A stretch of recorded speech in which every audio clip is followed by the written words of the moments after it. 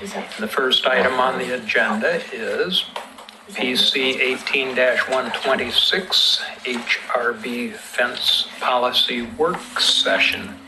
And I believe we have a staff report and a PowerPoint. We do.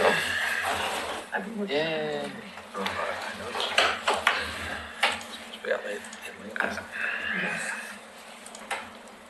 I love the fence. Yeah, Google Images had some Actually, nice. you could go down right on the corner of Madison and 4th.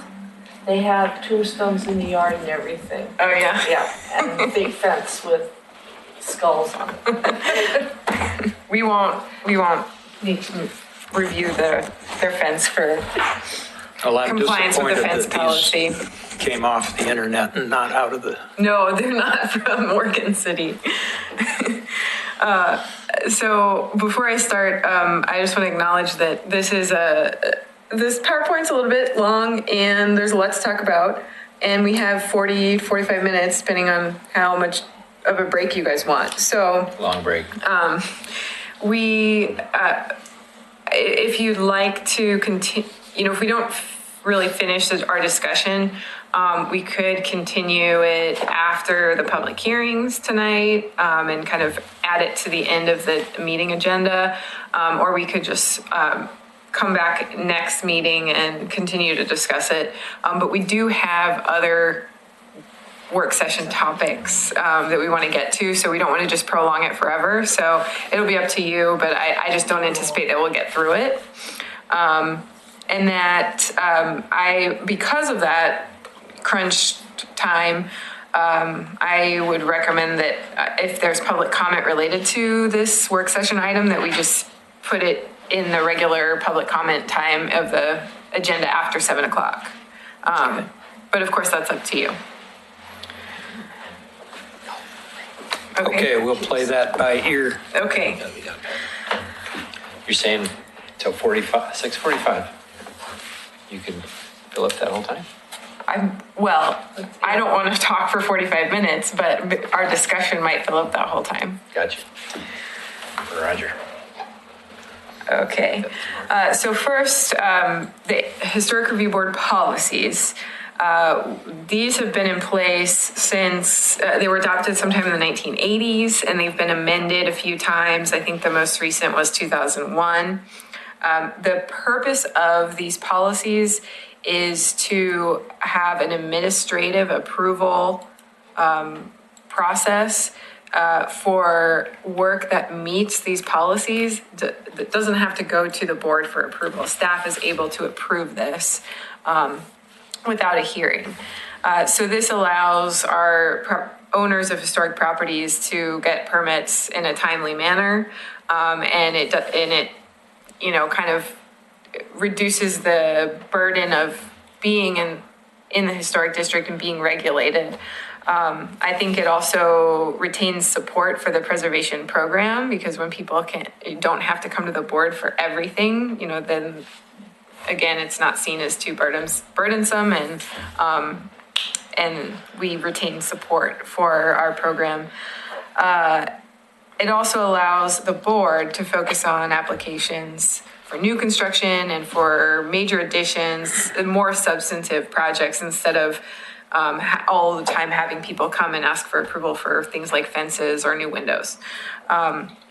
So the policies apply to designated sites and structures in McLaughlin, but not all buildings in McLaughlin, or not all properties in McLaughlin. So if it's not designated, doesn't have to meet the policies.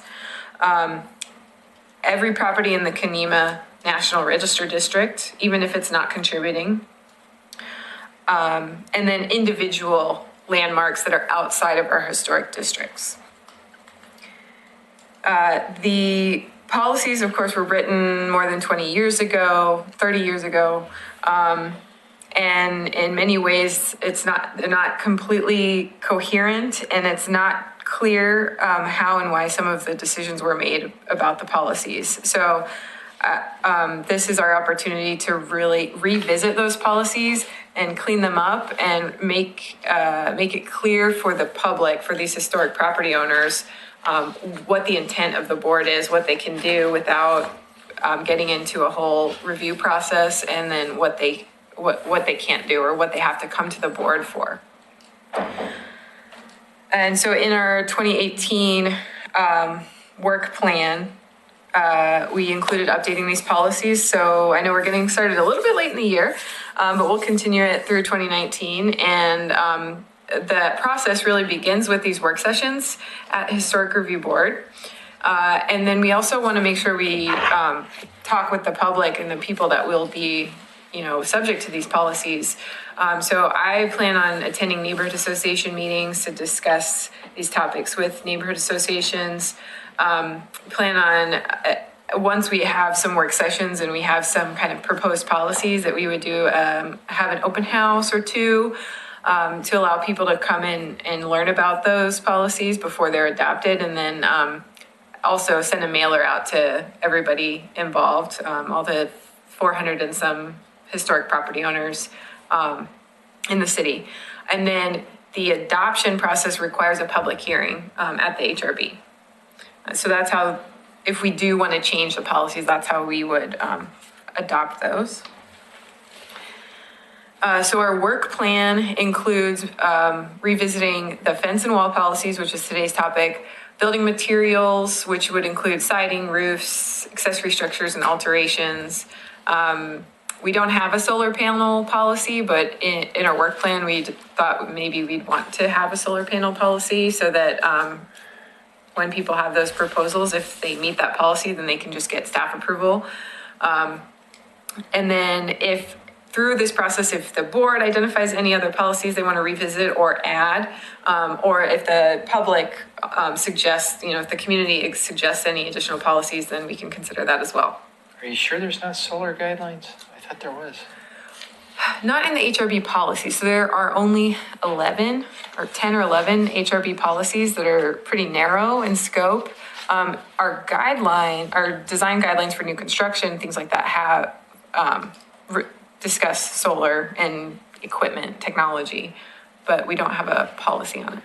Because I know we dealt with it in the past, and so there had to be something. Right. I think we have guidelines. We just don't have a policy that allows staff to approve solar. Okay, so starting with fences. The difficult thing about fences is that it's kind of owner responsibility. A lot of these policies are owner responsibility to make sure they meet the policies, because a lot of this work that, installing a fence or, changing out siding, a lot of times doesn't require a building permit. So people don't actually have to come into our department and get any permits for their work. So if they don't know that they are regulated by these policies, then, a lot of times the work is done without us approving it. So the fence policy is difficult to enforce. A lot of people do call and ask, before they build a fence, do I need a permit? And what kind of fence can I put up in my yard? But some people don't. And then when a fence is put up that doesn't meet the policies, it's a code enforcement case, essentially. So the way that works is we send a courtesy letter with some time, giving people time to contact us. If they don't contact us, or if they do and then they don't act, then we open up a code case. We give them a harder deadline. A lot of times we'll do a couple rounds of these letters to give people time. But if they still don't respond or don't correct the violation, then we assign a court date.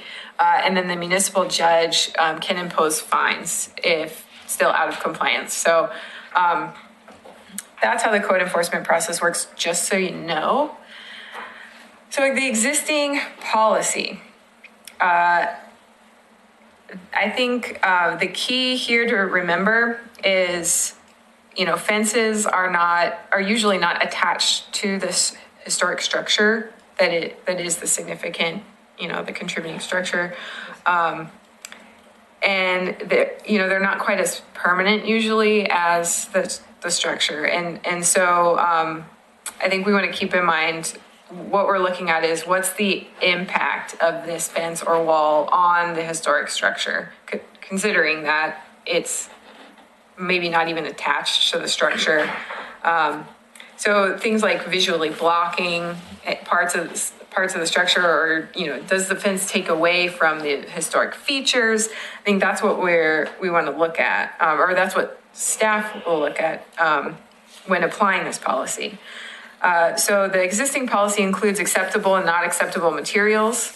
It says that the primary criterion shall be compatibility of the proposed fence or wall with the style and period of the designated structure. And if the proposal is not on a designated site, and this would only happen in Kenema, non-contributing properties are still regulated by the policy. So if it's a non-contributing property, then we would look at compatibility with surrounding structures. And then staff or the applicant can have the option of coming to the board. So if I'm not sure if the fence meets the policy, or if it's a really gray area, then we bring it to the Historic Review Board, and it's a $50 application fee. The city highly subsidizes applications that involve alterations to historic structures. So it's $50 application fee and public notice, and then they have to wait to be on the next agenda and go to the Historic Review Board. So that's how that works. The city does have other fence regulations that are not in the scope of the Historic Review Board. Those are handled through other chapters of our code. So the acceptable materials, this is current fence policy. Iron picket or ornamental cast iron, brick, woven wire, combinations of iron and masonry, and wood picket. So these are acceptable in front yards. I think that there may be some types of materials that are just we're silent on that we could potentially add here, and then some clarifications would be nice. For example, when we talk about wood picket, do the boards need to be spaced? Are we talking about the pointed pickets? Do we care if they're pointed or not pointed? Things like that. And we can come back to all this as we discuss. Not acceptable in front yards in our current policy are chain link, post and rail or split rail, hollow twisted wrought iron. I am a little bit at a loss to figure out what whoever wrote this meant by that, but I think, and I can only find examples of what I think that means as stair railings or porch railings, and I can't find examples of it being used as a fence. So that's a little bit of a weird one. And the picture that I show there too is a porch railing. It's not even a fence. Mixed material diagonal board, concrete block, stockade, and plywood, hardboard, or asbestos panel. And then if we're talking about side or rear yards, all that are acceptable, well, I think it's implied that everything in the front yard that's acceptable would be acceptable in the side or rear yard, with the addition of concrete block, horizontal board, staggered vertical board known as good neighbor fence, or solid wood fences.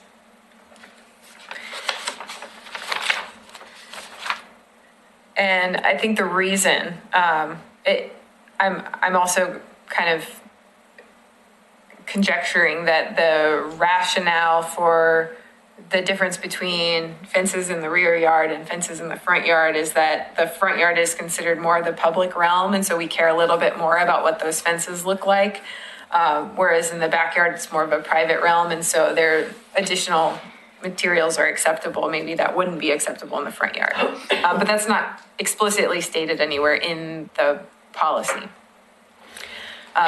Yes? And the picture there that you've used twice on the concrete block construction shows not a fence, but a retaining wall. Mm-hmm. Yes. So this is fence and wall policy, including retaining walls. Okay. So just a quick summary of the acceptable fence materials. I think in the end, a nice summary table like this would be really useful, probably for the public. And then just to add some information, we also have design guidelines. This is for new construction, so these this may not necessarily be appropriate for designated structures, but just for context, we do have design guidelines for fences and walls for new construction, open in the front, and we've got very similar materials that are acceptable and not acceptable for all three, but it's not totally consistent with the policies for alterations to existing structures. So then the design guidelines for alterations, these are the only items in our design guidelines that refer to fences, really. So these are the criteria that we'd use. Traditional landscape elements, including fences, should be preserved and are encouraged in site redevelopment. And then any alterations should not destroy historic materials, features, or spatial relationships that characterize the property.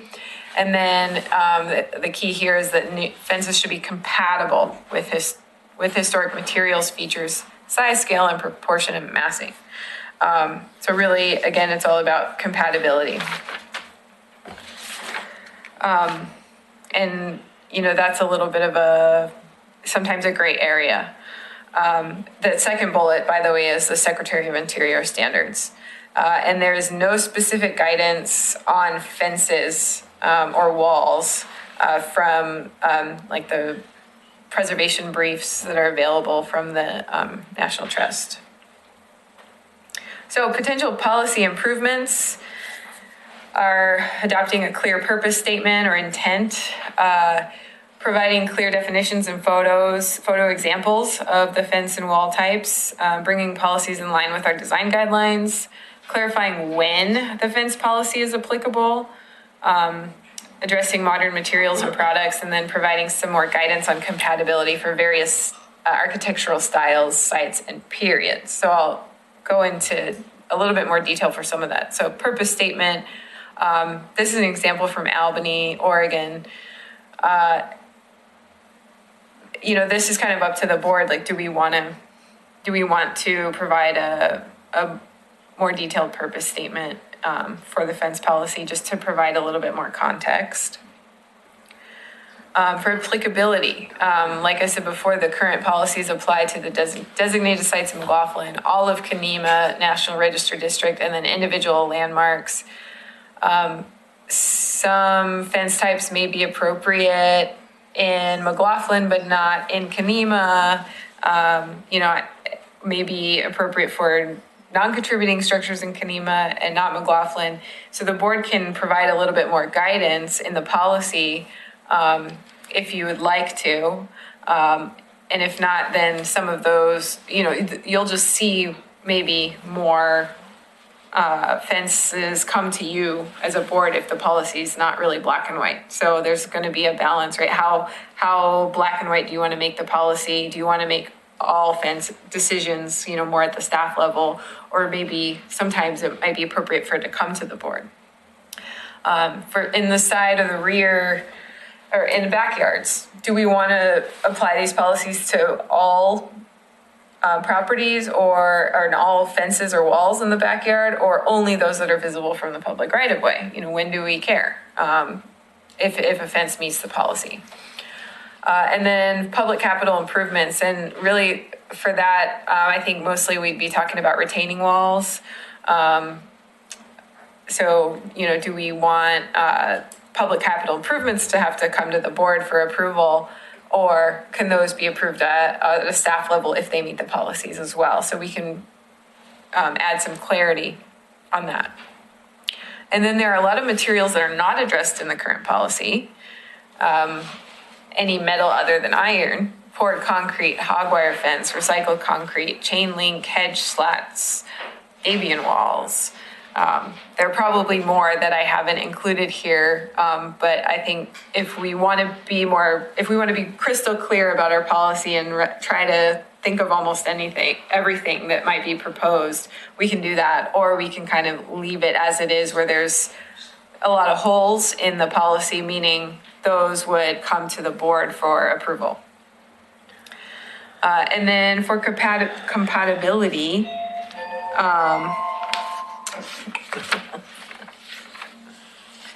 there might be fence or wall types that are compatible in some areas but not others, or for a different style but not others. If we don't provide any guidance in our policy about this, then it's up to staff to determine. Again, it's that balance between, do we want to have the black and white, or do we want to have some gray area that comes to the board? Let's see. And Albany, again, has a couple of examples for compatibility in their fence policy. For example, they say new or reclaimed iron fencing may be appropriate for grander pre-1900 houses. Iron fencing is generally not appropriate for later houses. So that's good guidance, I think, for members of the public, who want to put up a fence or a wall. So we could kind of go this route if we want to add more guidance on compatibility. So I've spoken for a while, and I want to open it up for discussion or questions. And I'm happy to go back to any slides, and let's just see what you think. I hate reinventing the wheel. So if we can find a complete version, whether it's Albany or someone else, of guidelines that other people have that we can adapt and modify to suit our own purposes, I think that'd make the task a whole lot easier. Are there other communities that have stated, I'm sure there is, have stated fence policies that are similar, like Albany and... Yeah, well, Albany was one that I found. Coburg, I can look. That can be something I can bring back. I didn't look at any others other than Albany, and then some outside of Oregon, like on the East Coast. I saw a few. I don't know that all jurisdictions have administrative review type processes like this, and so it might be that some jurisdictions, if you want to put up a fence on a designated site, that you go to the board. Yeah. Oh. So the purpose statement that we don't have shouldn't be difficult to do. We want to ensure that the fences are compatible with the architecture that they go with. And that would apply to the designated structures in the city as a whole and in the National Register District, designated or not. That can be fairly succinct. Mm-hmm. I think there's kind of this spectrum where, we've got, you might have some fences that would be an adverse effect. And then you have fences and walls that are compatible. And then I think, depending on who you talk to, if you're compatible, if you're not an adverse effect, then by definition, you're compatible. You're good to go. But maybe there's this middle ground where you're not an adverse effect, but you're also not necessarily compatible. And that's, I think, where the board has a little bit of, decision-making to do as far as, do you want to try and define that better to close that gap and give people really clear guidance? Or do we want to keep that middle ground kind of gray and send people up to the board when they have a fence that's in that gray area? And then what types of fences are in that gray area, Yeah, but you have compatibility and then you have stylistic affinity of the period of the house. And that's where it gets sticky, right? Is you could have this appropriate fences, but then someone might want to put a fence from a Queen Anne on a bungalow. It just Exactly. doesn't jive. Right. Exactly what I And it's was saying. like, maybe I'm naive in thinking, but you listed out the different styles and the periods. Is it helpful to have fences that are appropriate for those styles and say, hey, in this realm, but then they could say, well, my house isn't a bungalow. It's like a mix of a bungalow and a Victorian or something, you know? So it's because I know it would look better on a Victorian than what would look better on a bungalow, right?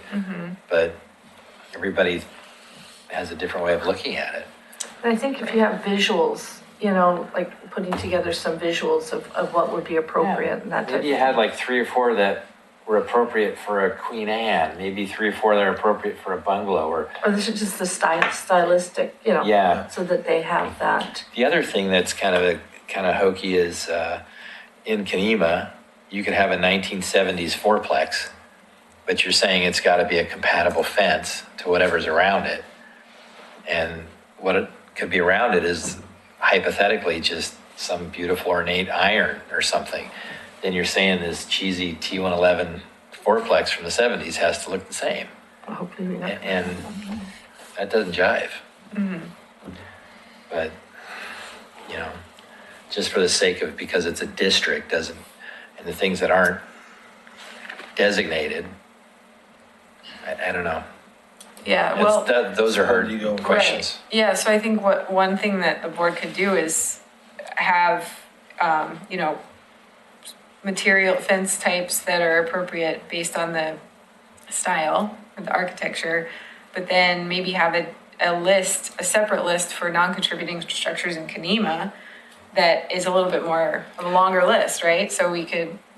And not just a list, but visuals. So, Right. I mean, because a lot of people, you tell them one thing and it's like, you know, interpretation. Right. But, and plus, if it's new construction in Kenema, you're gonna have to be, Oh, yeah, but if you, like I said, if you got a coming. fourplex from the 70s yeah. with aluminum windows, you know, it just, Oh, yeah, no, I get you. that's where it's like, you know, I don't know. The only time I remember having an issue with fence is when someone put a chain link on a historic house and somebody called on it and they came before us and, I mean, they had to remove it because they just put up a chain link fence. Yeah. And That happened once when I was on the HRB too, before. you felt bad, but they just weren't educated. Right. Yeah.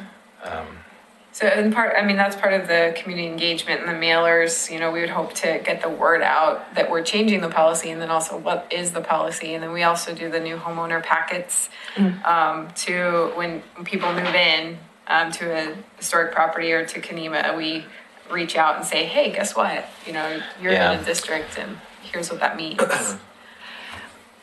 That's something that maybe we could look as far as informing the public.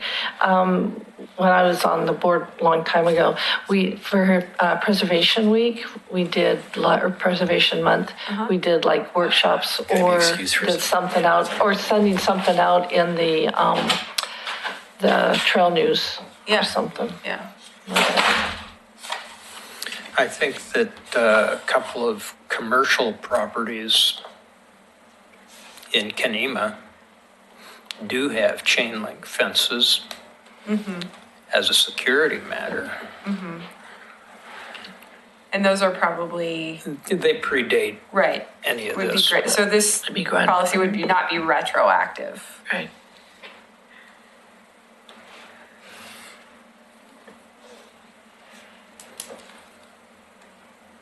Can you go back a slide or two to the, I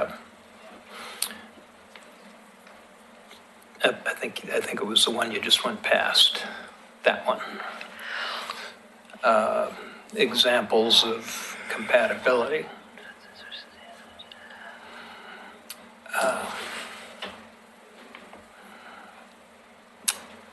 And I don't know if this is the complete list of what Albany has, but it would certainly be a finite list of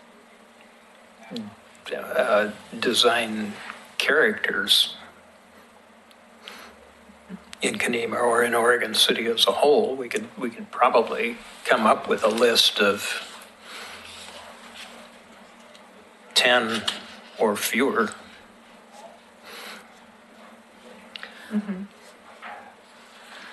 When you mentioned that, fences don't necessarily need to be attached to the structures, I've always seen where they are usually, attached, where it starts and where it ends with the house. Do they make them without being attached? I always thought they did. They said it wouldn't be a fence. Where the fence comes in and it's usually attached to the structure, yeah. But you had said that they're not necessarily, and I'm like, I couldn't think. What else would it be attached to? The fence that separates the front yard from the backyard or the dog run. Would still be- Would have But to it's be attached to attached. something, yeah. I think most are, like my picket fence, So far, we've just been talking perimeter fence, which wouldn't be attached unless your house is 0 setback. but mine, huh? Because usually the fence, starts and ends. No? Okay. I'm having a hard time visualizing. Well, I think my point, That's not attached to the house. So I think that they go. I don't want to do my point was really just that, they're not really Not part of the permanent. structure. Yeah, gotcha. Not permanent part, easily removable if it is attached. Okay, gotcha. Yeah. Okay.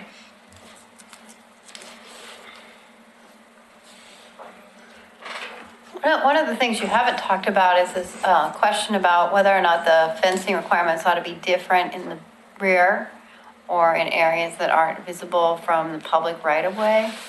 I know your policies are different, depending on where that is. So these Albany requirements might result in highly ornate fencing, and I don't know if you need that in the back or the sides. Yeah, because they have a lot more Victorians. Well, down there they than- do. yeah. I mean, I appreciate that your housing types are different, but I'm just pointing out that maybe you don't need, such expensive or, I mean, I understand you're not gonna have finials probably in vernacular structures, but. Well, I think that creating a guideline that is different depending on whether you can see it or not from the street creates a big gray area that really isn't necessary. I think, So you're saying we should just regulate what is visible? The no, front yard no, I'm plus what saying is visible? if we try to regulate only what's visible, we create a big gray area regarding what is or What's- isn't yeah, visible. yeah. And that's not something that you It's a can road we approve don't wanna over go the down. desk Yeah. because you have to be there to see Yeah. it. Yeah, that does get tough. So would be far better from trying to establish a standard that you can work with at the desk and that we can work with here.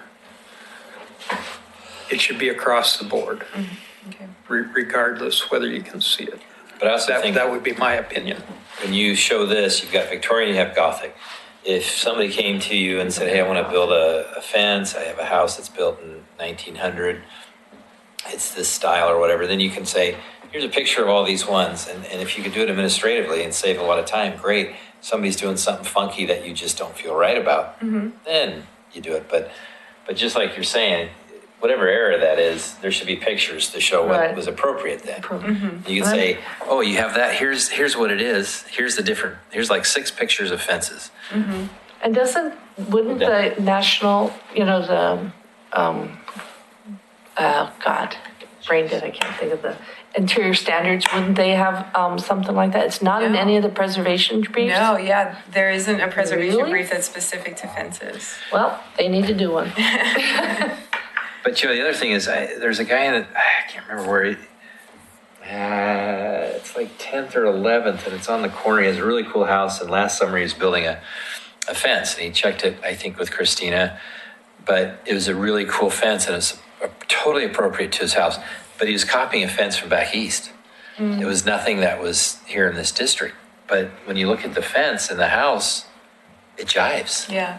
So it's appropriate. Yeah, and that's kind of where we get into, what's compatible. If it's not going to have an adverse effect and it can be Right. be compatible, does it really have to, do we want the fences to, the only fences that people are allowed to build to be what would have been built 150 years ago? Or are we willing to go beyond that and say, well, these other, you can do that and that's great, but you can also put these more modern fences up or walls up that or a totally different era or something that's also compatible, and we're fine with that. That's kind of where.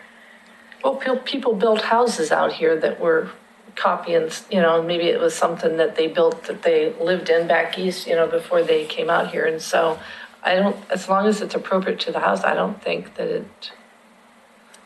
Yeah, they were pulling from styles from back east when they were building. Yeah. But yeah, what's I gonna say? First steps toward establishing a policy will be a list of home styles. Which you had. Where was Yeah. that list? Uh, Yeah, right here. You have 1, 2, 3, There's 4, 5. 5. And if there are any others to add to that, then we should identify those. And then we can, for each one, do as John said, find the pictures of appropriately compatible Because fences. you can read the verbiage. Makes sense to me, but for most people, pictures Yep. Yeah. are so much easier Yeah, to the deal with. visuals. Oh, yeah, that, okay. Yeah. Pictures are so much easier to deal with. And administratively, too, I would think. If you could do most of it instead of bringing it here, and the pictures are worth 1,000 words and they see it, then piece of cake. That's, Okay. I don't know. So what I'm hearing is that maybe we can come back. We can continue the discussion today if we want to, but I think I can go back and do a little bit more work and kind of put together this list of the styles. I think what we'll have to do is add some commercial building styles as well, because we do fences and walls in commercial buildings. And maybe I'll just throw some types up there, and then we can Yeah. rearrange, Yeah. as needed at another work session, and then also allow, bring that to the public meetings to let the community weigh in on that. Yeah, there's a few years back, Can't believe there's a house on or Malala. something. I can't remember, it's like a green little house. And anyway, it's on a corner, and they put up a fence with horizontal fencing. And then Denise came and wanted to talk about it. And so the whole fence, it's a 6-foot fence, but all the planks go horizontal, kind of in a modern look, and it kind of sticks out. And I think it still has that fence, but it was one of those, I don't know, what do you do? Right. That's Yeah, so why that's we an need example of policy. something that would Yeah, it wouldn't be there traditionally, but is it inoffensive enough today that we would want to allow that or not? So I think Right. what I can do is have all the fence type, we have our list of fence types and styles in our pictures, and we have our styles, and we can, Yeah. put it all in a table and figure out which ones match with which, and then, And then also have pictures of the ones that are not allowed, yeah. Yeah. And I really would like to better define because if you don't put it down for people. they'll some of say, these, "Well, I thought-" because I think, I think mixed material diagonal board, that one was really tough, to figure out what the meaning of that is. And so I just found a picture of a Pretty modern. diagonal board Pretty wood fence, but I think Yeah, I've never seen the that. lattice up on top might be the mixed material. Who knows, right? But yeah, so right now our policy is silent on like the lattice. If someone has a pure lattice fence, 3.5 foot, just lattice work, wood, is that okay? And when is that okay? And so, I know I've seen slats in chain link fence Oh, yeah. The diagonal. plastic, Yeah, those are horrible. yeah. It looks hot. You didn't like those? Sorry, nobody has. Different colors on the And fence. two, I think one thing to remember too is that we don't want to focus too much on aesthetics. Yeah. 'Cause we want to focus on compatibility, right? So it might not be your favorite fence, but it might not have an adverse effect on the building. It might be completely, Sure. Acceptable. So we want to keep that in mind. Except for Back on asbestos panels. on the page full of photos of Mid-century, materials, Yeah. not acceptable materials, you had a page there that mentioned recycled concrete. Right. And Oh, there what was a it picture of shows it. is a picture, Right there. Yeah. that's recycled concrete. Yeah, it's like- concrete. I block. thought we were talking about No, they do broken up that. pieces of sidewalk. So, Oh, okay. That's actually what it But is. see, like a poured Yeah. concrete wall, there's some historic homes that have a concrete wall up front. Especially like stuccoed houses. I mean, Right. Yeah, that or would- it'll be like a parged concrete where they'll even put a stuck or something to match. Yeah, so that's and they- I've seen that There with are old plenty houses. of Nothing else those in here. the McLaughlin district. Yeah, Another material that's not addressed here is cultured stone, oh, the fake stuff. fake stone. Yeah, Some of it looks conspicuously like fake stone. yeah. Yeah. We have lava rock fences in various places. I can't think of any in the historic district, Yeah. but that would be another material. That looks like it should be out of the planes. Okay. Well, I've seen this. You've seen I will come back with that. Is there any, would you guys like to continue this conversation after the public hearing, or we just want to come back in November or December? Another time. That's my vote. Yeah, I'd do I another think- time, yeah. I Well, think it when gives we you some have chance to some more put stuff stuff in our together. hands, we'll make it Okay, easier. great. We'll go raid Albany and get their guidelines. And in that case, we will suspend the meeting for a few minutes and reconvene. It's here. So if the cameras are running, we'll reconvene. And I'll ask first if there are public comments not related to a specific item on the agenda. In the absence of that, we will move forward with public hearings beginning and ending. Can I ask a question? If you have a continuance, you still have to read the stuff. Yes. Because somebody may not have been at the first hearing. Well, they should have been. So All right. we do for that reason. Yeah, that's what. We only have to read it once though, Yeah, yeah. if it's any consolation. Well, reading it doesn't get any better with practice, I can tell you You that. want me to read it? Oh, no, I like reading. It's quite an honor, isn't it? It is. Quasi judicial hearings. One public hearing on land use application is scheduled for tonight. A staff report has been prepared and has been made available to the public 7 days before the first public hearing. The staff report identifies the approval criteria that apply to each applicant's proposal. Staff has analyzed the criteria which are contained in the staff report. Quasi-judicial hearing procedure that the commission will follow is set out in state law and the Oregon City Municipal Code, and it's printed on the poster on the wall. Anyone wishing to speak should fill out a speaker's card and give it to the planning staff before the hearing. Speakers will proceed in the order in which their card is received.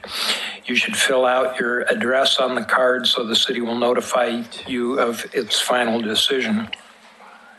For the public record, please begin all testimony stating your name. Testimony and evidence should be directed toward the applicable approval criteria. If you believe other criteria apply in addition to those addressed in the staff report, identify and discuss those criteria and explain how and why you believe they apply to the application under consideration. A person may submit any written material while the public record is open on each application. Any written materials received by the city during the time period in which the record is open will be placed in the record. Written materials submitted during the public hearing must be presented to the city's staff in order to become part of the record. If a person intends for PowerPoint presentations, oversized poster boards, reports, pictures, or other exhibits used in their oral testimony to be placed on the public record, copies must be submitted to the city staff while the record is open. If they're not given to staff, they will not be included in the record. Any person wishing a continuance to present additional evidence and testimony or to keep the record open to respond to new evidence must make that request before the public testimony portion of the hearing is closed. If the Historic Review Board makes a decision with which you disagree, any issue that you may wish to appeal must have been raised for the consideration of the City Commission or LUBA or both. Without raising the issue on the record with sufficient specificity and accompanied by statements or evidence that the city and all parties can respond, the issue will not be deemed appealable to the State Land Use Board of Appeals. In addition, the failure of any applicant to raise constitutional or other issues relating to the proposed conditions of approval with sufficient specificity to allow the local government or its designee to respond to the issue precludes an action for damages in circuit court. We will now open the record or reopen the record for PC 18-137, HR 18-11, new home in the National Register District at 5th Avenue and Apperson Street. Does any commissioner have any ex parte contacts, conflicts of interest, bias, or any other statements to declare? No. No. No.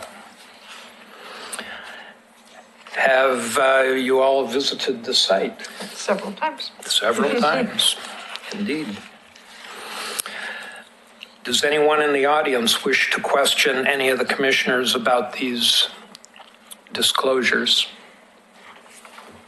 Okay, I'm going to add one personal general statement for the record. I am a licensed real estate broker in Oregon, and in that capacity, I assist buyers and sellers of residential property throughout this area, including some in Kenema and McLaughlin districts. The property under review is not for sale, and as a result, there is no actual conflict of interest. And while I do have expertise in market values in this area, any decisions I make will be based exclusively on the applicable approval criteria. And again, for the record, as I've stated before, at the time the applicant purchased this house, my wife and I did represent the seller in that transaction. But again, that's not a conflict of interest. So we will move forward then with the staff report. Thank you, Chair Basinger. I have a public comment that was submitted today and emailed to you, just in case you haven't checked your email. since 1 o'clock or so. Got a copy of that. It's just one page. And the applicant submitted some revised designs last night, and we issued a revised agenda today. So you probably haven't had a lot of time to look at those revisions. So I have them here side by side with the older version. So this item for a new single-family home and detached garage ADU is a continuation from our September 25th meeting. Again, it's at off of 4th Avenue at unimproved Apperson and 5th.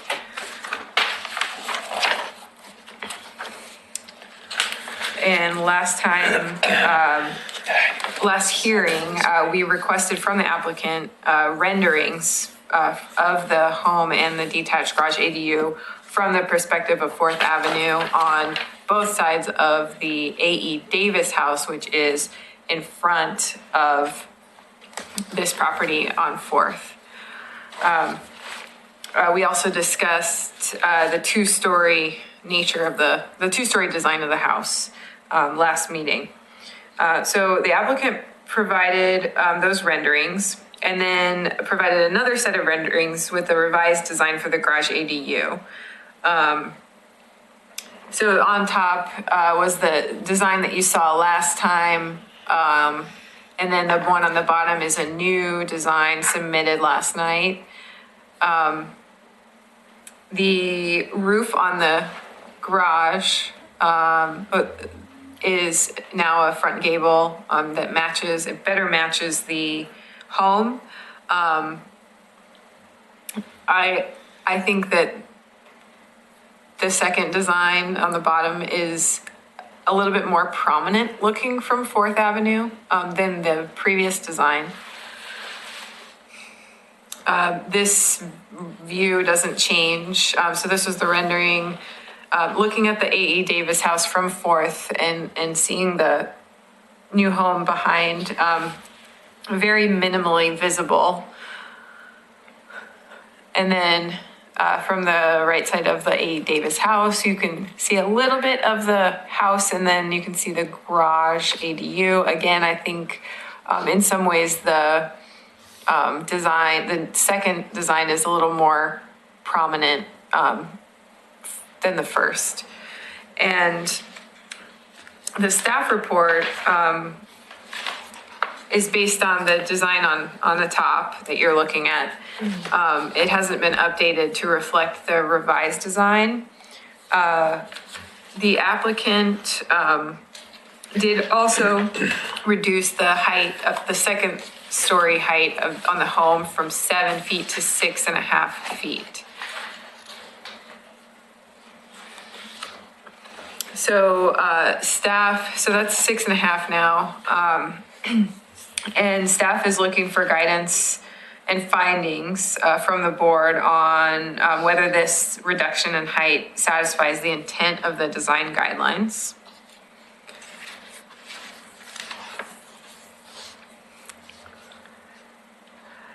And for the garage ADU, we've got the version that we had seen previously, and that is the staff report is based on. And then we see version 2 submitted last night.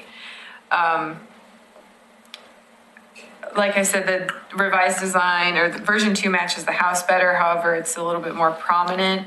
The staff report contains some suggestions regarding version 1 on how to make that design a little bit more compatible with the home, based on some public comments that we received about the garage not being compatible and really not matching the design of the home. And those suggestions in the staff report were to add a window or windows on the right side of the front door of the ADU, so that there was a little more symmetrical. 2, to utilize a front gable roof, which they have done in version 2. 3, to make the front facade a little bit more visible, instead of obscuring it with a terrace wall. And that, if I could go back to the rendering, if you look at the one on top, you can't really see the front facade. You're kind of just looking at that terrace wall. So the comment there was to make the front a little bit more visible, perhaps by replacing that wall with a railing so that you could see through, or perhaps by bringing the front facade forward a little bit more. I wasn't specific in the staff report about how to do that, but just by making it more visible. So I'll go back to this page. And then fourth was moving the staircase a little bit farther back on the side so that it was less visible from the street. And to go back to that, in the top view, you can see a bit of the staircase from the street. And so the idea was to try and move that back so it was less visible. So the applicant has taken one of the recommendations, it looks like, to make that front gable roof. And then looking at the side elevations on version 2, now we have a more prominent roof structure in version 2 than in version 1. So I'm still really looking for guidance and findings from the board on, whether this design is compatible, and if so, which version is more compatible or is acceptable. And the rest of, here's a rear view. So there's a slight change to the roof line in the rear view. So I have additional slides that are just repeats of last meeting, and I won't go into those unless there are specific questions about them. And that concludes my staff report. Okay. So where do we begin? I don't see Todd here. Eric's filling for Todd. Todd's in Whistler. Well, tough life for Todd. Okay, well, if you would like to come forward then, if you have a presentation to make, please do. No, I don't think we have a presentation on it. You don't have to. No? And I have no comment cards here. I've got one.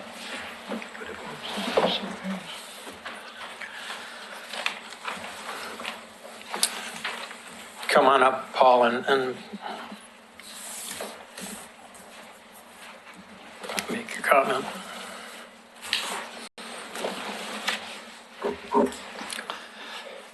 Paul Edgar, Kanema, and representing Friends of Kanema. You got my email that or my comments. Right now, if we go back to the initial view of the house in the new design, the notice on the left-hand side, the porch comes over on the drawing of that first floor. It doesn't reflect that side of the house on the drawings, and so this design does not agree with the floor plan. I'm still concerned that this is a two-story house, and our code says that it can't be a two-story house and be compatible. It's a de facto statement. So it has to be 1.5 stories. And so to try to, what we're doing is we're mixing and matching, and it is still not a win-win on that part. I'm also concerned with making sure that all of the windows designs all are compatible with bungalow houses. And bungalow, there is no bungalow house representation. This is double the size of any bungalow house in all of Kenema. And that's where you compare it to. And its total mass then becomes a problem in relationship to the yeses and nos or incompatible things within our code. And so it exceeds mass, and that there is nothing comparable to this in this area. I would just like to move on to the garage or the ADU. Something has to be done. The new roof design, I like it. I think it does well. It was an improvement over not having it. But the problem with that is that it's still, you can't have a second story deck exposed on, and you say you can't do it on the house, and then you try to do a bungalow and you have a second story. You can't have it both ways. It's like talking out of both sides of your mouth.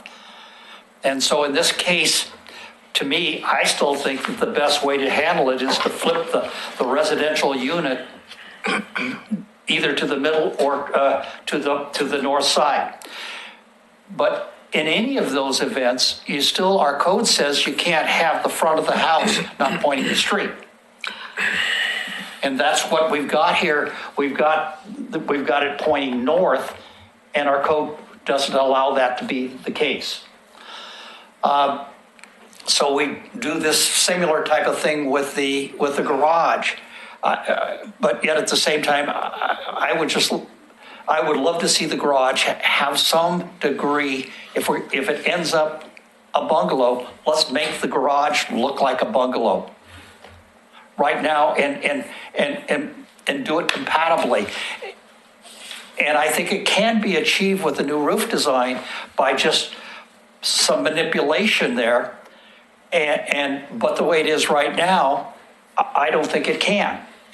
Anyway, I would like to, I sent the email to you guys. There's some things that are just kind of yes and no's based upon the city codes that are currently in effect. And I would hope that somewhere along the line that we could, that they could be answered. Thank you. Wait, can I ask you a question? Yeah. What do you define as the average size of a bungalow in Kenema? The average size is around 1,200 square feet or less. Okay, because this one's about 16, so it's not twice the size. But it's, they're really small.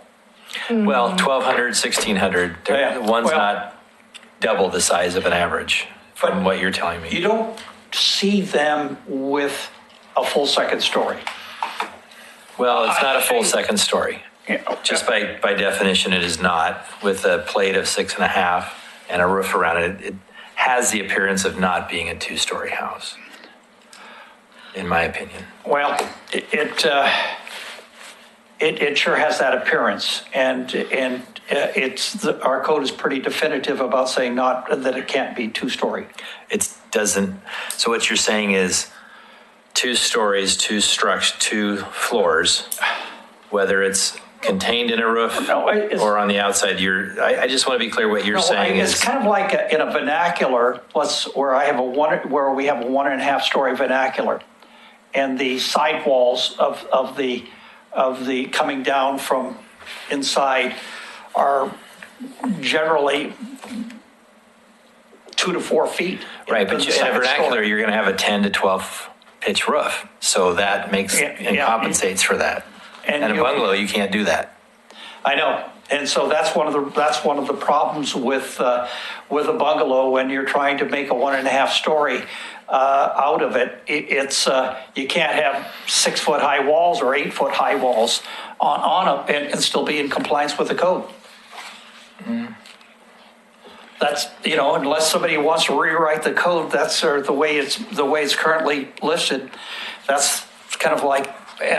It's just, I'm not sitting up there, you guys are doing it. To me, the biggest issue is Kenema is a National Register landmark district. The whole district is not the individual parts.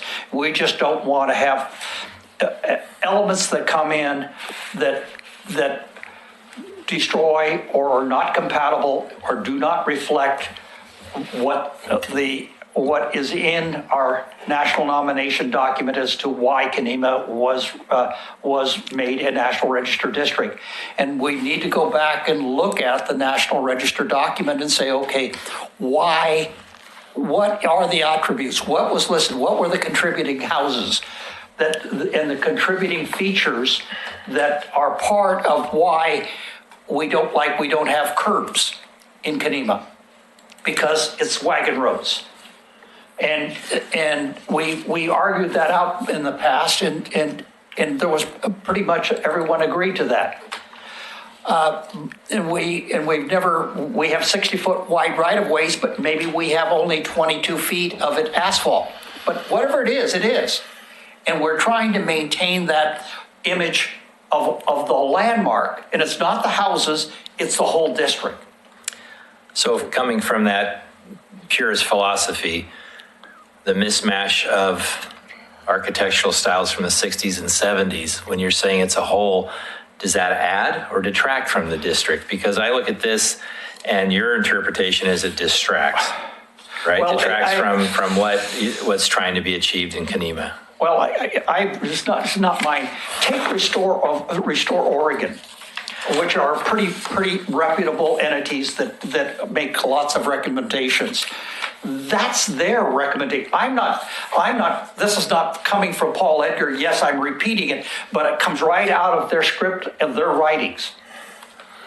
And what we should be doing. They list the principles out that we should be adhering to. And they specifically list them out for National Register historic districts where the whole district is the landmark. So this is just reading. You should read the Restore Oregon. I'm not following the Restore Oregon. All right, I'm looking at the guidelines. Well, we follow city code. City code and the interior guidelines. Restore Oregon is a different entity that does their own thing. I'm not going by that. I'm asking you, just so that I'm clear where you're coming from with your approach to how you look at this house. Because I'm also looking at it, hey man, if you don't like this, then you shouldn't like most of the stuff that doesn't contribute. There's a lot of garbage in Kenema. Well, that's an interpretation again, right? So I'm trying to establish that you're looking at this and saying it's inappropriate. You might look at something, I've yet to find something that you found appropriate over the years. Well, I'm not totally against this design. I just think that the design is not in this location. There's no history of anything like that around in that upper half. So once I get above 4th Avenue, 4th and below is another thing. 4th and above is another thing. And most of the stuff after the big flood in Kenema that wiped out everything down where Ken lives, they came in with a strip along 3rd Avenue, but it's very tightly in small lots, and so virtually all of the bungalows that are along that strip through there, that's where the majority or 90% of them are very small, except for some that got rebuilt back close to the river after the flood, the major flood. But anyway, I could be a little bit idealistic here, but what I'm trying to do is just one thing, to try very hard to have Kenema stay a National Register Historic District. And most people agree that it's been dying the death of 1,000 cuts. Each incremental, small little cuts where things go in that are inappropriate and no one ever says anything. And yeah, I care about saying it. The family's been there since 1880 with houses and property, and I'm just living in part of it. And I would like it to be something that's appropriate. I think most people know that it brings us value. it makes us makes our property value better. It's good for all of us if we have a historic district that's consistent, that follows the policies, that we have people that do not detract from what makes Kanema. And I hope that, I'm not trying to ask for anything much more than that, just saying, let's not make it worse. Let's make it better if we can. I think this is more appropriate. This style of house is more appropriate than some of the other newer houses that were built. And one of the things you said on your email was having the front of the house, I put my eyes on. Having the front of the house not facing Apperson Street violates the historic district building code guidelines. On the characteristics, of the bungalows, on here, the first one, it says no uniform, and this is for Kanema, the bungalows in Kanema, no uniform front setback south of 3rd Street. Houses may face front or side, depending on topography and maybe irregularly situated. So facing Apperson is not, it doesn't violate the code the way I'm reading it. There's another section in the code which talks about siding. Right. And the siding side. This is titled site that I'm reading from, and it's the first one on there. Well, I know that there is other areas, there are some areas that are contradictory within our code and some of the things that's there. But historically, we have had our houses facing the street. But you're dealing with different topography here, and and so as far as I'm concerned, they are fulfilling this. I don't think it's a contradiction. One thing I don't know if it would make a difference, but the way that the color, the before and the after, the color one, I think the way it's painted, it stands, the yellow on that just pops, and that doesn't mean that that's going to be what they're going to paint. But if it was painted, if the trim was a darker color, I don't think it would pop, and it would fit more, if it was more earth tones, which bungalows usually make use of, or, painted, it would keep it a little bit, less noticeable. But I think they've done pretty good making it look, they took into consideration a lot of the things that we suggested last time. Well, and notice I like the pillars on the porch design here, the redesign. Notice that the ADU does not have those same types of designs. And they're just straight. That might be okay. And usually a garage is, you're not replicating it, it's its own structure, but it's not, so. But it should be compatible. Well, it is. Well, it could be compatible for a secondary structure, but I gotta say, when I look at this rendering, the lower one, which looks pretty cool, it has a strong reminiscent of an airplane bungalow, which is a story and a half. Mm-hmm. And it very clearly shows that.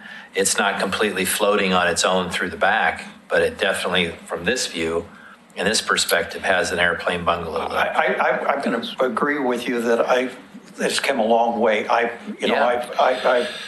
You made some excellent input to this, and it's I like the way the front porch looks now. The upstairs,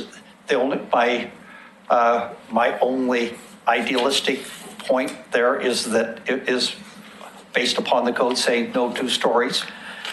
But I will turn around and say But by definition, Paul, if you were to have a 2 or 3 foot pony wall, like in a vernacular, and then a vault, that's not a full story, whether it's a vernacular or a bungalow, because you're not going to a full plate height. Even at 6.5, that's a pretty low plate. And most likely it'll probably be vaulted or scissor trussed in there. But either way, the definition is still a half a story. Anytime you're using roof, like in a vernacular, for a wall, that's a vault and that's a half a story. In the case here, by most definition, a plate that's around that 6-foot mark is still a half a story because it's vaulted and you're using part of the roof as your wall. So, Okay. Regarding the direction that the house points, it's shown here as sitting on the corner of Fifth Avenue and Apperson Street, but neither of those streets exist, and they're won't. not going to. Yep, they're definitely unimproved. And Right so away. it is appropriate, in my view, that it face Fourth Avenue because it's almost certainly going to have a Fourth Avenue address if we use the house next to it. As an example, Ron Beistlein's house is a Fourth Avenue address. His actual house is facing the other street. And that's the You are legal, correct. You are correct, yeah. the legal address was. And even the houses below me on Fifth Avenue, they, in order to make them go, they put addresses and pointed them towards But the Fifth Avenue. point that I was making is that that house and this house as proposed place the front facade in the direction from which they're most visible, most likely to be seen by someone going through Kenema.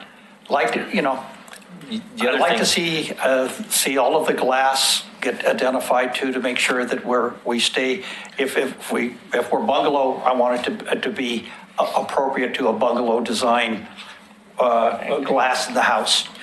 no, that's a good point. And agree. in reference to the porch to the ADU, the columns you're talking about, that is a good point. They could make those columns maybe 50% of the other ones, something that's maybe subjugated that might have a titch of a taper instead of a post. Yeah, Because if they've got knee braces there, it could be something that's very slight. yeah, or chamfered, or, you know, there's Something, yeah. something that could be done, but So what you're saying is you're concerned with the front elevation of the first floor windows? Is that what it is? the windows on the ADU, the windows on the buildings, I just want them to be, if it's bungalow, I want them to look like a bungalow window and not some flat glass without any character in it, or something that it effectively detracts and it just cheapens.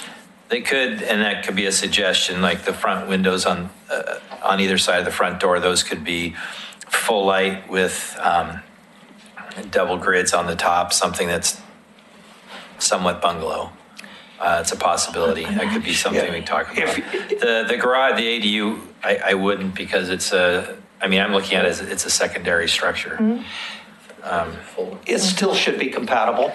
Yeah, but And right, the way it is right now, the degree of compatibility is, I have more problems with the garage than I have the house. Let's put it that way.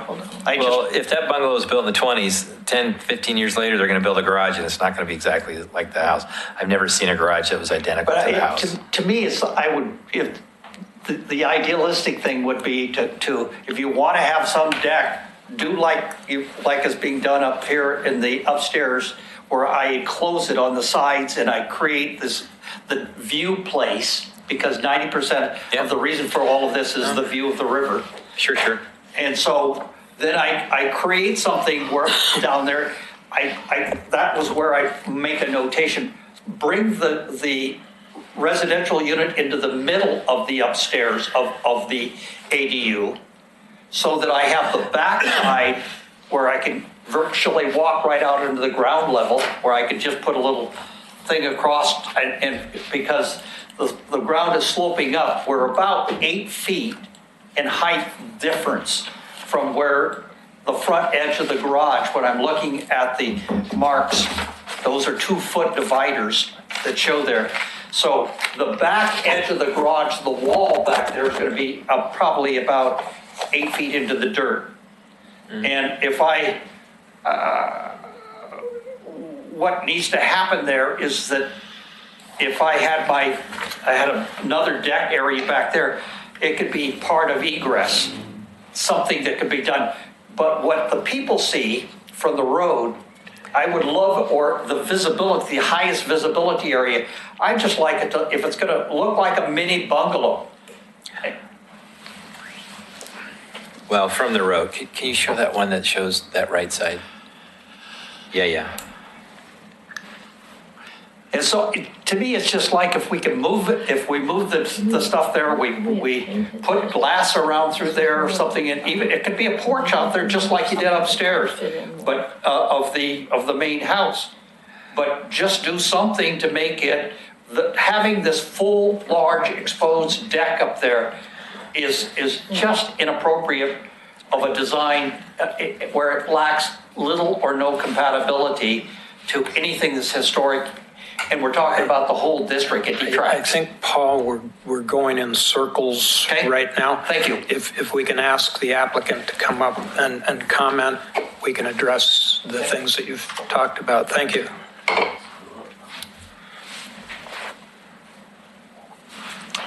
Oh, there was that song. I know what the other one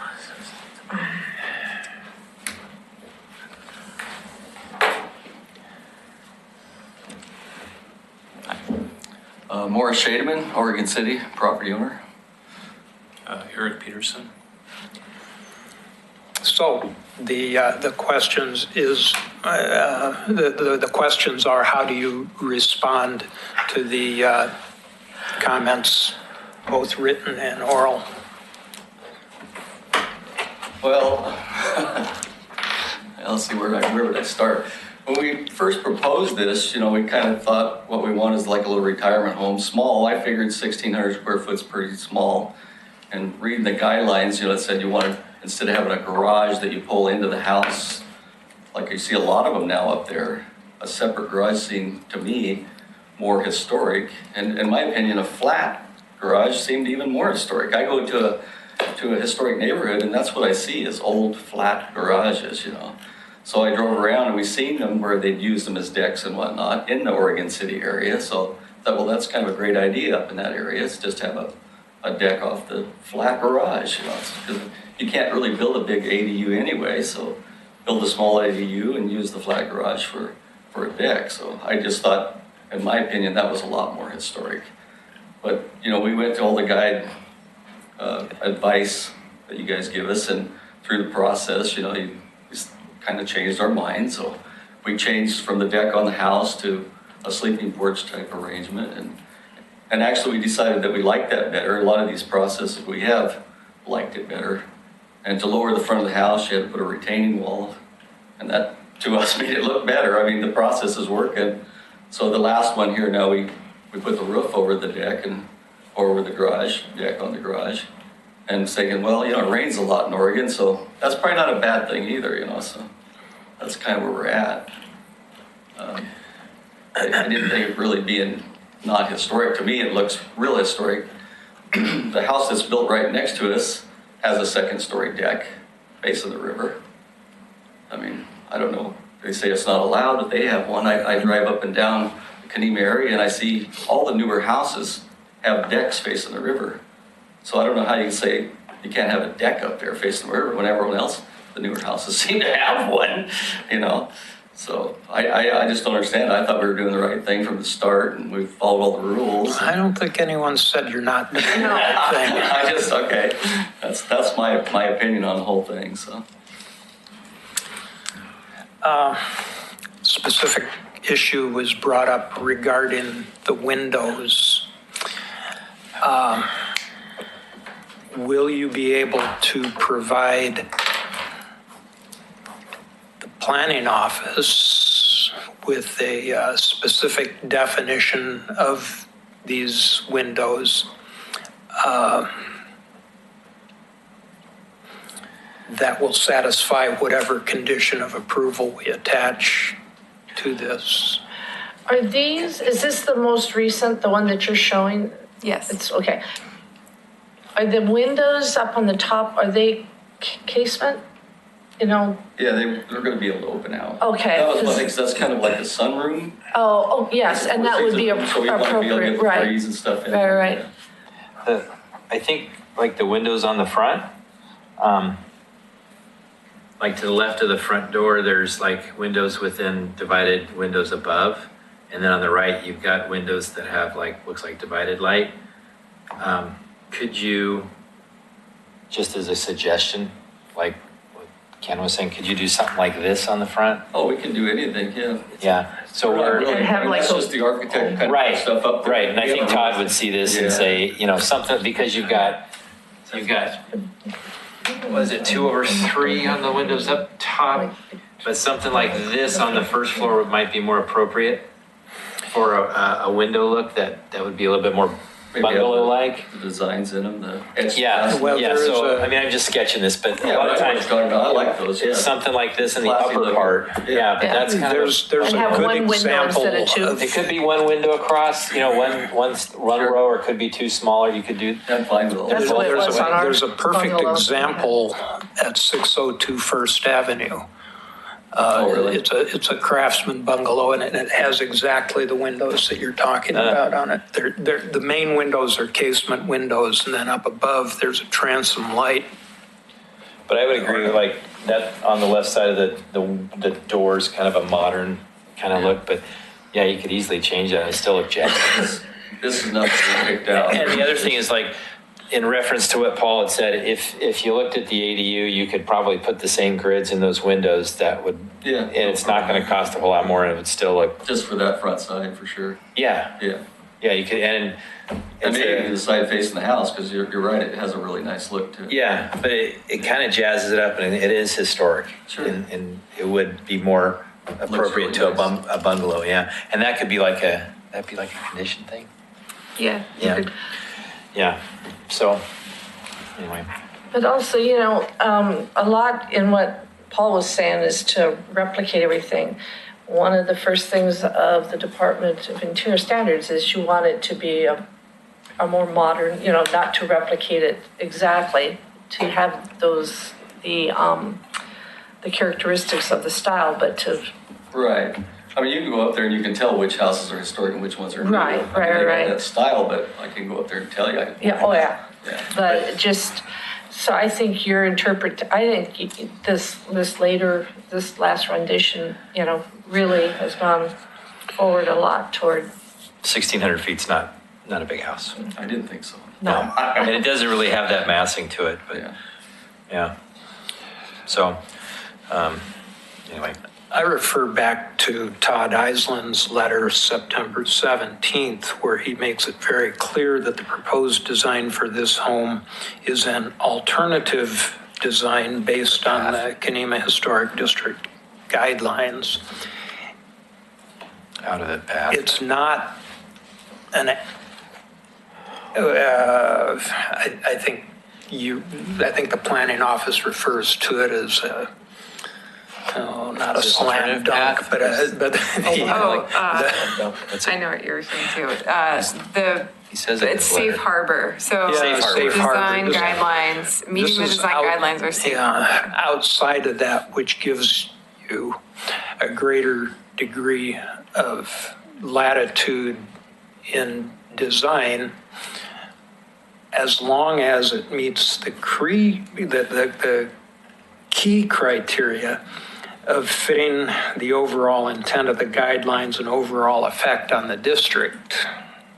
And that's what we're looking at here. Just wanted to make that clear.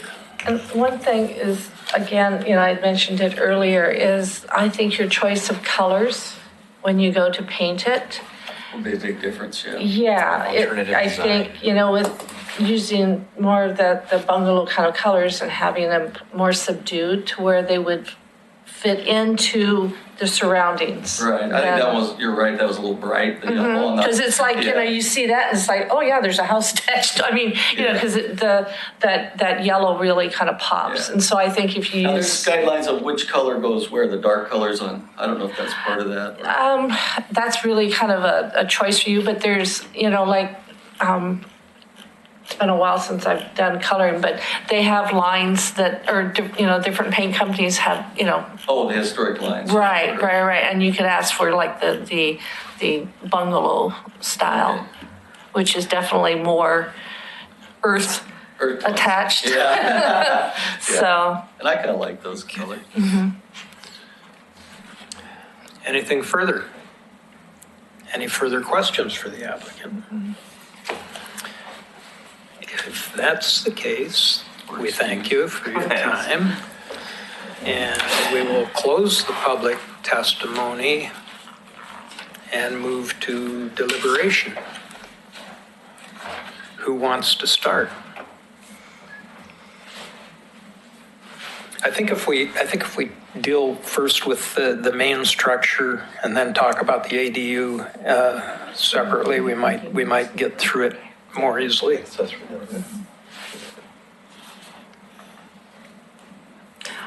I like John's suggestion about that window, the left side windows being one, They could do it all the way across that elevation on the, from that left square window. all the that way- square, and they could even put like a little, Yeah, they could keep it all the same as a single or whatever. and again, it keeps that horizontal line Yeah. going, which, with bungalows is, How would we write that as a condition of approval?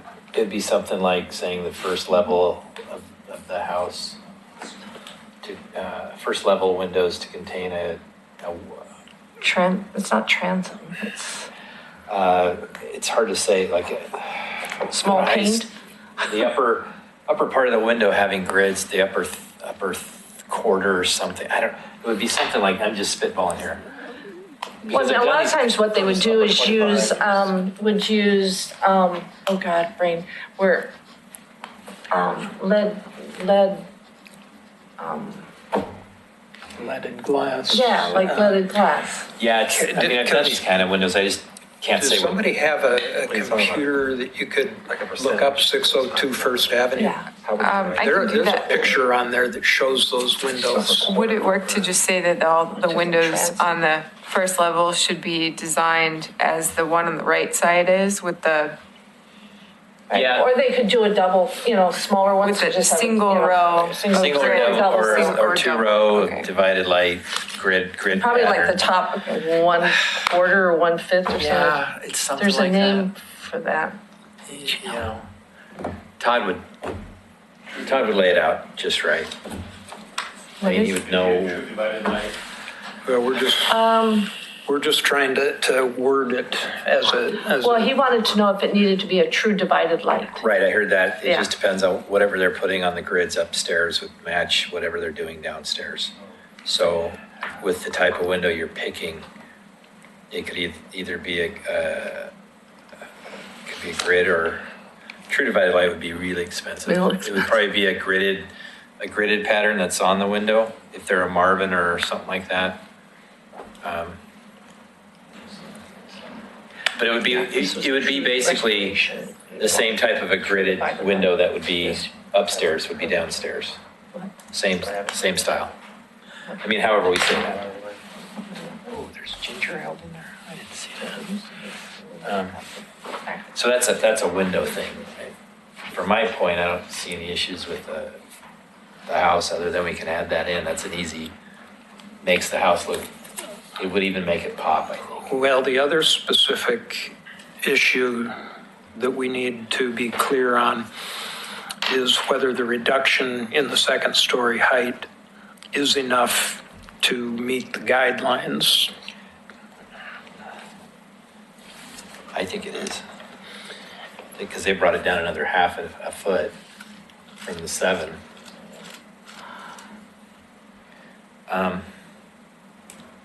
And I think the only way to help that is to vault the roof, which they would stick frame it. what I have, I made some notes of your discussion as far as kind of trying to come up with findings for that.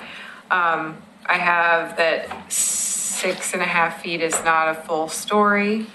And that you want to differentiate the design of the house to not match historic houses exactly. If there's anything more you want to add to that for findings for the height, we can do that.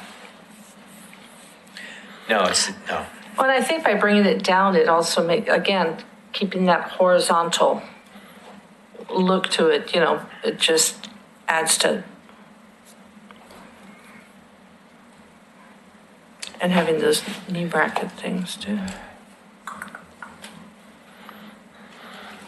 Yeah, I like that. I think you've And said then in maybe the just past. something about using more earth-toned paint, and the I trim don't know and if we get stuff. to even say that, do But we don't really regulate, Something- really regulate paint, Yeah. but it could be a suggestion. Yeah. I think you can, you can add a condition for that the trim, Maybe not be a condition, just a suggestion maybe.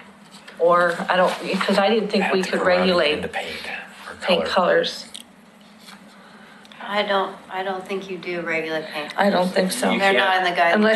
Unless it's, I mean, I think you can make suggestions, but I don't think we regulate paint colors. yeah, I didn't can't think so It's either. it's a moving target. I mean, we don't, It's not gonna last forever and ever. I mean, no. I don't think we ever get to go there. No.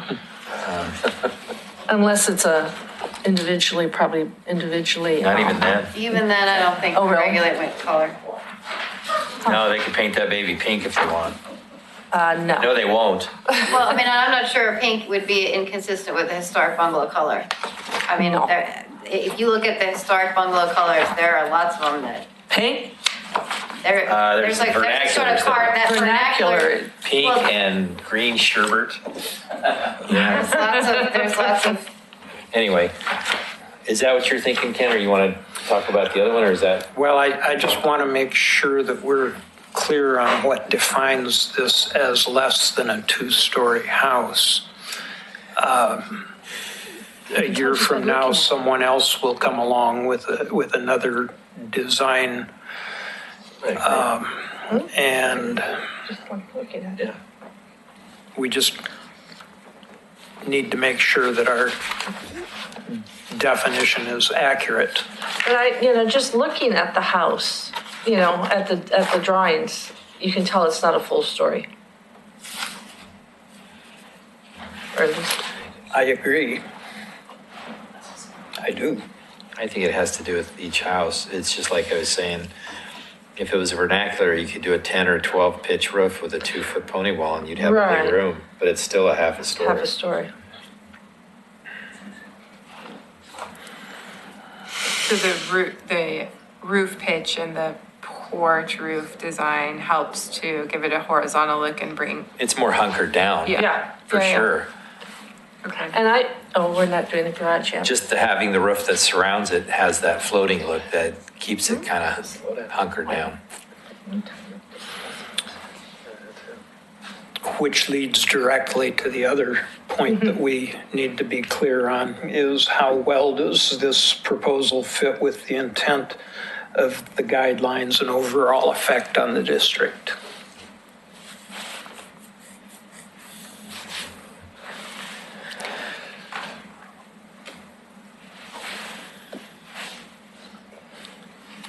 And honestly, when I look at the renderings from 4th Avenue,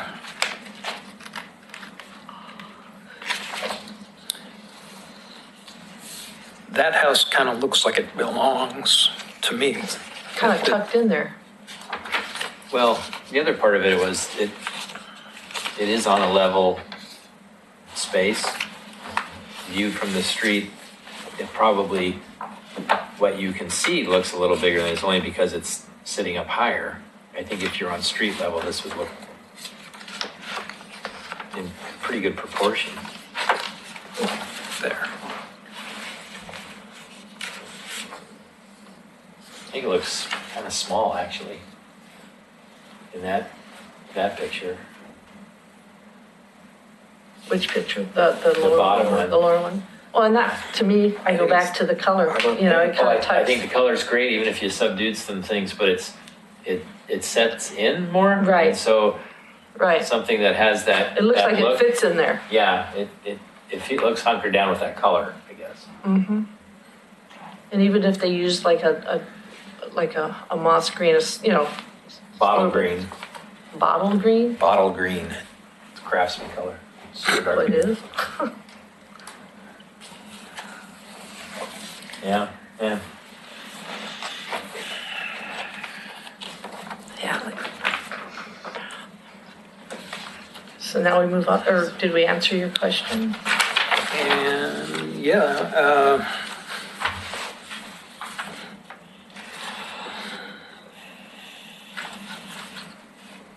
Can we go on to the garage then? yes, let's go on to the garage. I think on the garage, it could be matching windows, which they seem to agree with. And then I would look at probably another condition in reference to what Paul said, is having those columns probably tapered, but on a much, much smaller scale as far as size. Can you go to where is there a rendition like this of the front of the garage, just because a garage, I mean, yes, it would be nice to do the windows, but a lot of times when you have, Yeah, so, see, those look kind of, it wouldn't hurt to make those just a little beefier so they don't look so spindly. what, where, at the The top of the columns. stairs, you mean? No, version 2, yeah, on the right, you see the two posts? Yeah, at the top, when they come down Yeah, from or the- over there, yeah, they just look a little weak. Yeah, okay, so they're not, okay, because you were talking, somebody was talking about columns, and I'm like, garages don't get columns. Well, those are posts. Right. That they could actually, with a Box them or thicker, something. on that pony wall, they could be a wider board, and then they could just have a very narrow tapered, smaller scale, just to give it a little depth instead of just a wrapped post. Right, or even like a chamfered type. Yeah, yeah. And then those windows could have the same grid going across where the picture and the single hungs are. Would look pretty cool.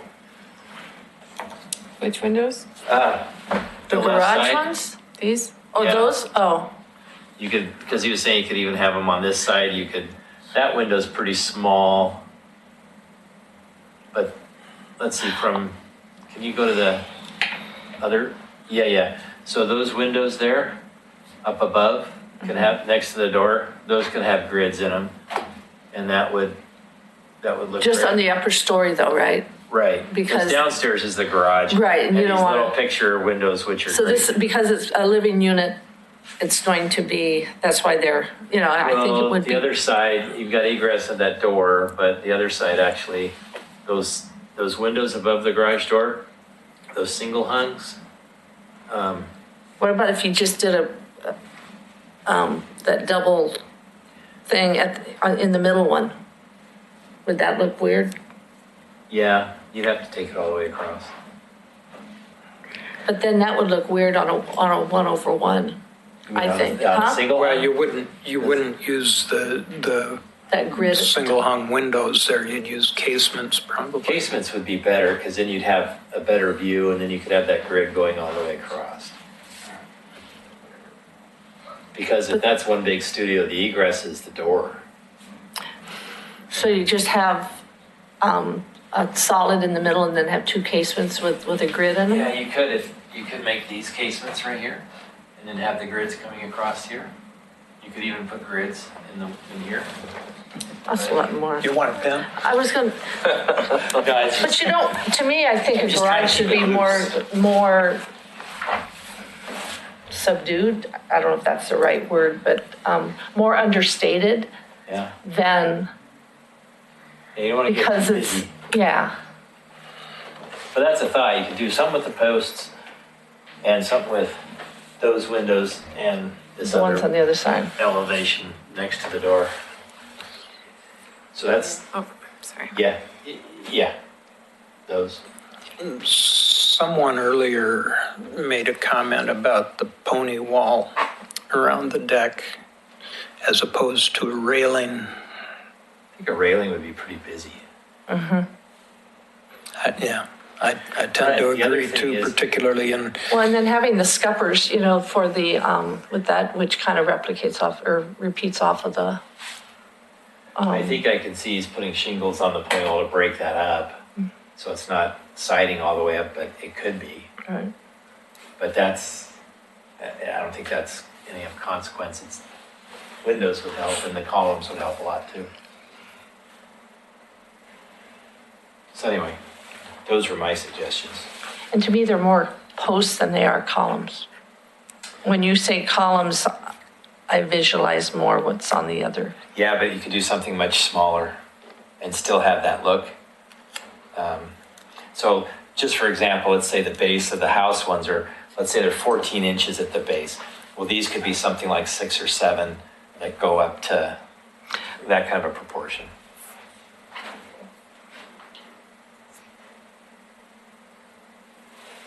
And you see plenty of bungalows that have a pony wall out front, and then they have the columns sitting on top of those. Right, right. But this, again, being a garage as opposed to, Yeah. and that's just my, you know how I feel. So anyway, I don't know. I don't have anything else to say. Should there be a center column? What about you? What you said? No, Okay. I wouldn't. Only because if that was like a, well, in fact, if you see a lot of bungalows that have a gable in like that, a lot of times it'll span all the way across, or you might have a couple columns on either side of where the steps go down. And in this case, there isn't anything there. And it's not that wide. No, And that would kind of interrupt the view. I mean, they want to look out. It's not very wide. Okay. So, anyway. Did you get all that, Kelly? Well, are these for the ADU, or are these conditions or suggestions? No, I think these, I think we're at the point where we want to write conditions. Yeah. Okay. So I have use thicker posts with a minor taper yeah. for the ADU, and then And are we you talking might, the windows on the front and on the house facing side of the ADU have a Upper row grid that matches upper the- grid row that matches the house. yeah. And have them be, the two side windows be encasement? Yeah, if they can do that.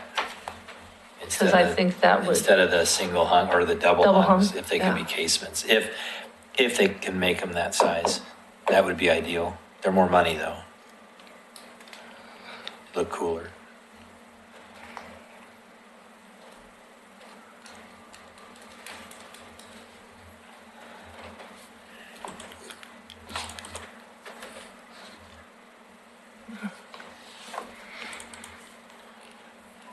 So if we make a motion, can we just say whatever we said or whatever you wrote? I You can remember all that stuff. And then there's the condition for the house windows as well. Yeah. Was there something else on the house, Ken? I wanted The windows? to, no, those, Oh, that we say that the second floor is appropriate? Is that what it was, or the Yeah, the story and a half, or the plate height's appropriate? is But I that don't think you need to enough? say, you don't need to to meet include the that in your guidelines? motion. Because it's already in the drawing. So It's we- already in the Right, drawings right. and we can write it up as part of the decision. Roger. So it's really just on the house, just the windows. Is that right?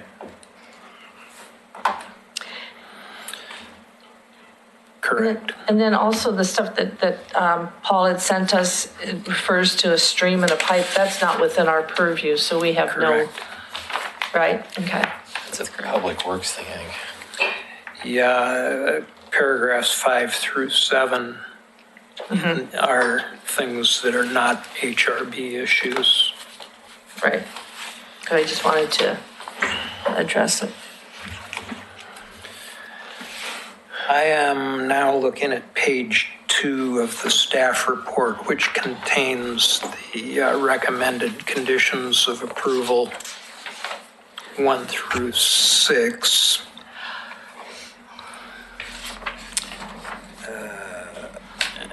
And these are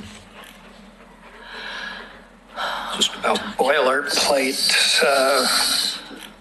conditions of approval that we see on all of the, Revised staff report. Well, 7 No. through 11 are pretty So which, what is that listed on, what are the, I've read them, but I wanted to, Grading, permits. which document is it in? In the staff report, The latest one. page Oh, that- 2. Exposed lattice, applicant. 1811 revised. This was something I wanted to bring up, if I can. MDO is medium density overlay plywood, so that's what they're using for the columns.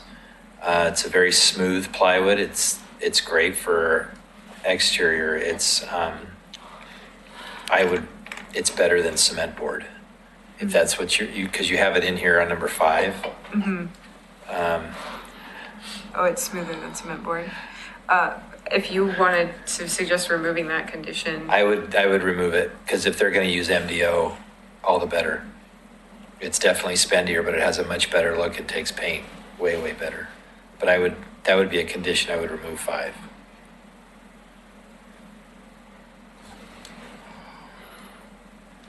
It's a plywood with a really thick, heavy paper on it. That's pretty slick stuff.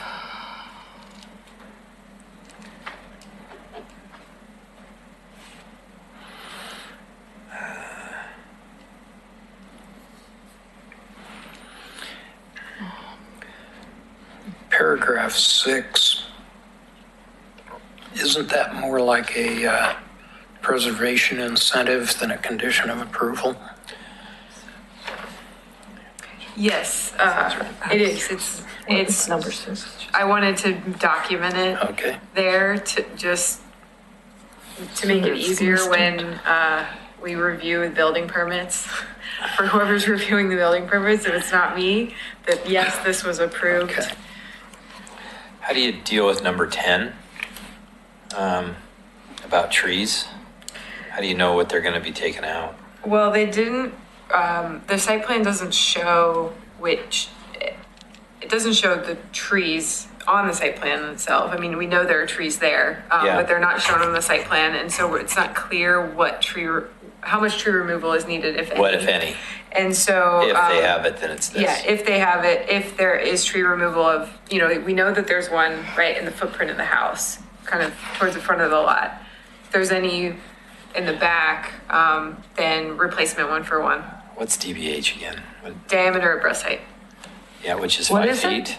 Diameter at breast height, so about 4.5, Okay. 5 feet. Okay. What's the Because some- diameter of the I've tree? never- That was my next question. That one. Some Yeah, jurisdictions are we 4 know feet, what some are the 5 what I'm feet. talking The about. tree is. Okay. You get a 7-foot tall dude in there. Okay. All right.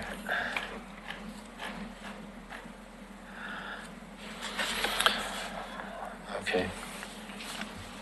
So to the stated conditions of approval here, we would add the one regarding the windows and the one regarding the columns on the ADU.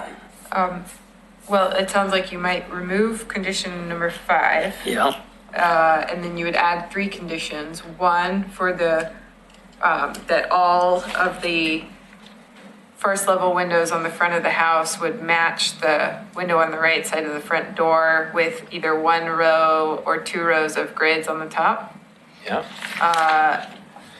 2, that the windows on the front of the ADU and the side of the ADU facing the house have a grid pattern at the top and that use casement windows on the side of the house. Yep. And 3, use thicker posts with a minor taper on the ADU. Yeah. Yeah, so we could say approve with conditions, with the additional conditions of approval. Kind of, that's what, okay, gotcha. anything else?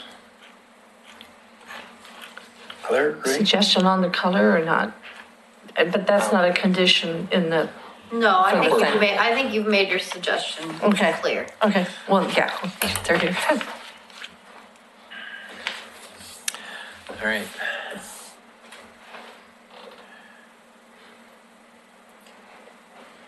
Are we ready to make a motion? Sure. I move that we approve 18-CRUD 11, is it? As, with the conditions, excuse me, as stated.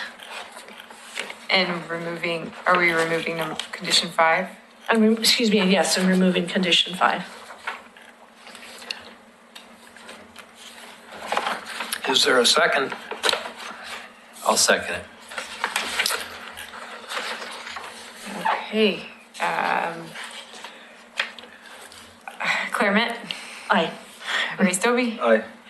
Chair Basinger, Aye. and John McLaughlin. Aye. Go spend some money. A lot of Go spend some money. Move on to the next And invite us to step. the open house. I think you're No, going to just have a kidding. really nice house. I think it's going to be really nice. Okay, the next item on the agenda is HR 18-14, merely asking to continue the discussion of the solar installation at 301 Madison Street. Excuse me. So all we need there is a motion to continue. To a date certain. And that would be, next meeting is December 4th. Is that what day is that? It's a Tuesday, it's, yeah. First Tuesday. Yeah, it's It's the first. first Tuesday instead of the 4th Tuesday. Yeah.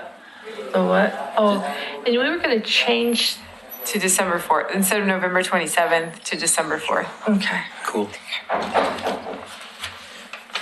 So we vote on that for a continuance? Do we make Yeah, a motion? Continue to a date certain to December 4th. So I make a motion to continue PC 18-140, HR 1840, Historic Review Board.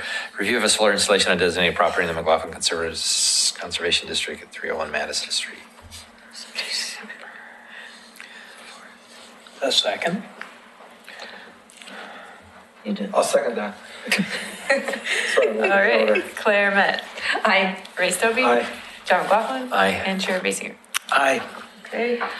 That is So continued. for the meeting, would it be at 6 or 7, or you just let us know? We'll do a 6 o'clock work session 6. again. Okay. Work session. You want to do a 7 o'clock work session? No work session? Okay. Now, has everybody had the opportunity to stroll down memory lane and read the Do I still, 3 sets of meeting minutes that do we we still have have, here? even if we weren't there on that, on that board? You can. Oh, okay. You can't vote, right? You can. If You you, can? even if you weren't on the board, you can still vote to approve I didn't read it. Oh, okay. According to Katie Riggs, City Recorder. Well, you should have read them if you're Yeah, gonna yeah. vote on them. Oh, If you yeah. haven't read them, you No. probably shouldn't vote on them. I was But you there, don't, so you don't no, have one to of have them- been okay, but I a board read- member at that point. I've read them. Do we have a quorum of people who have read them? I guess. Yes. You I approve did- them I all read at them. once? You can't You approve can. them all at once? Yes, as a batch. So we can approve As them a as a batch. batch. Do we do a Batch motion on that? Yeah. Batch 'em. I found nothing to change on them. It'll put you to As sleep. long as your memory I would serves make a right. motion to approve all 3 draft minutes. April 24th, October 24th, November 28th, all of 2017. Second. You Okay. were leaving. That was from And 2007. Claire Met, Aye. Ray Stobie, Aye. John McLaughlin. Aye. And Ken Basinger. Aye. I do have some communications, just very quickly. Cool. Actually, I think we've gotten ahead of ourselves on our,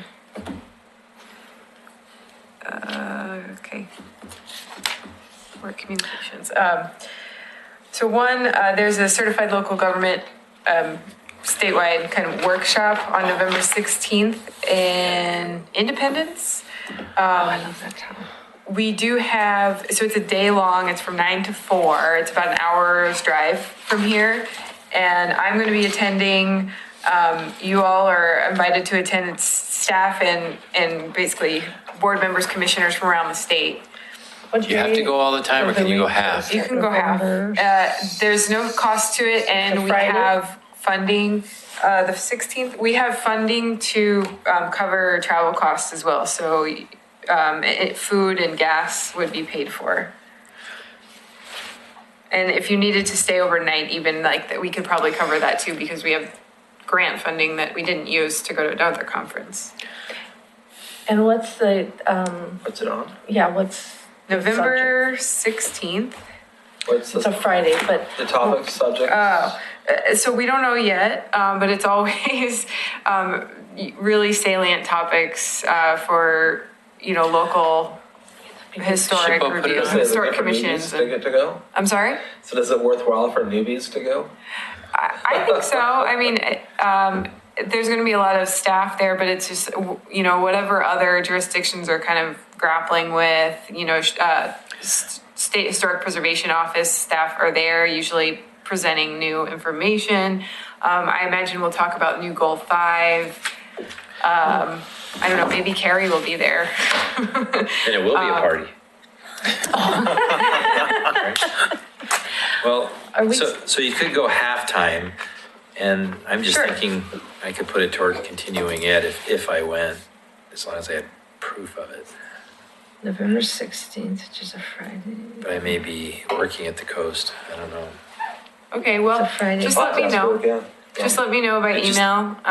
But you, We can coordinate. Could you send an email out with all that information? And that Absolutely. way it would be. or when you find out what the topics are, what it is exactly. Yeah, sure. Okay. Make sure to mark your calendars that the next meeting is December 4th and not November 27th. I got that. And I know, Ray, you said you couldn't make it. Grant can make it, so we should have a quorum. Where are you going? Is there stuff for next month? So we'll continue the fence discussion, fence policy discussion. I think the solar panel application is probably going to be ready for that. Which one? The solar panels. Oh, yeah. And there might be design advice as well. I have a question, and I don't know if I should, well, right across from Eastham School, or down the street, that house on the corner, there, I heard that somebody's bought it and they're looking at putting in apartments or something. Oh, there's a vacant lot on the corner. You mean Oh, like it's where just that, a vacant lot, they're Yeah. not doing anything where with the the church used house. to be? No, That it's one on where the the. fence is all around it? No, it's like The same Eastham side of School the comes street out as here, Eastham. 7th is here, and Eastham School is right here and across the street. So there is a lot big enough for, It's, without taking that house out? yeah, it's probably a 5,000 or 6,000 square foot Maybe it's lot. long or something. It's I just don't know a where it is. small. But will that come two-story. before us? No, because it's not in the district. It's just, Huh? I think that is That's just getting pretty outside far out of the there. Just historic outside district. the McLaughlin district. I can check the map, but I don't know where that is. Well, you know where that church was, Yeah. that's all, That- on that it's side of the catty street? corner from that. On the same So side of the Eastham is street? here. Eastham is here. Across the street from Eastham is where the old church that, Yeah. And then there's a house, there's, what is On on that that corner, other? just opposite? Yeah, I'm not sure, but yeah, so it's catty corner from where the old church is, right on the Huh. right. And there's a house, On the corner, Yeah, but across it's- from it. right.